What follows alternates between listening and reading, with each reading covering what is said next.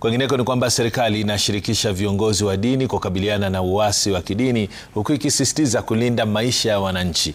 Akizungumza eneo la Habaswein, kaunti ya Wajir, wakati wa sherehe ya shukrani iliyoandaliwa na kamishna wa tume ya kuratibu mishahara ya watumishi wa umma SRC Mohamed Adan, katibu mkuu wa idara ya uratibu Ahmed Abdissalam alisema juhudi za serikali ni kuepuka maafa yanayoweza kusababishwa na uasi wa kidini na wala si kudhibiti uhuru wa kuabudu.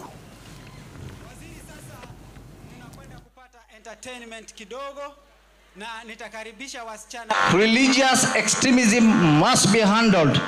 We cannot allow many lives to be lost through that process of religious extremism. The government has no any intention of regulating any religious bodies. No. We are only strengthening the process of self-regulation so that we don't have this careless process of losing many lives. And I want to request the religious leaders to support the process. We are available.